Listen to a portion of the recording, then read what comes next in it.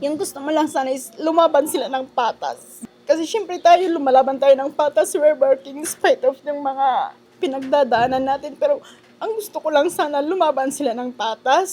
Hindi na napigilan pang mapaluha ni Cleofe kahapon ng aming makapanayam matapos na madukutan ng perang nagkakahalaga ng 350,000 pesos noong Lunes, June 8 sa kahabaan ng Kilometer 5, La Trinidad, Benguet.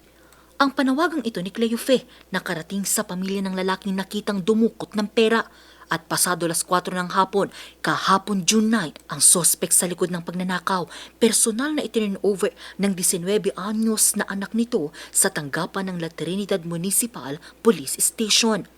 Dala rin nito ang sobre na may lamang pera at dito na sinabi ng 44 anyos na sospek na nadala raw siya ng matinding pangangailangang pinansyal dahilan para magawa ang krimen. Naibalik na po yung pera na nakuha nung June 8. Kahapon, meron pong teenager na pumunta dito sa station at sinasabing ito yung pera kasi at sinauli niya. So, base sa kwento ng teenager na to, siya pala yung anak nung kumuha.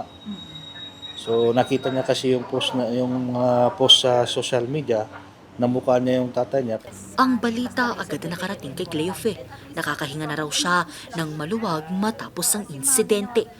Nagpaalala na rin ang amo ni Cleofe sa susunod na gagawing transaksyon. Ang advice ko sa kanya, pag may hawak-hawak siyang pera, magbabayad siya, iharap na lang niya, although mag-ingat-ingat na. Super thankful ako na ginawa nila yon. Sana ipagpatuloy nila yung ganun na yung magandang pag-uugali na tinuro sa kanila mismo ng papa nila.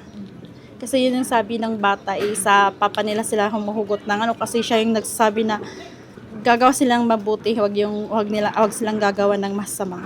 Hindi na sinampahan ng biktima ang sospek sa likod ng pagnanakaw, pero paalala naman ng La Trinidad MPS na maging maingat sa mga gagawing transaksyon, lalo na kung may hawak na malaking halaga ng pera. Angel Arquero, RNG News.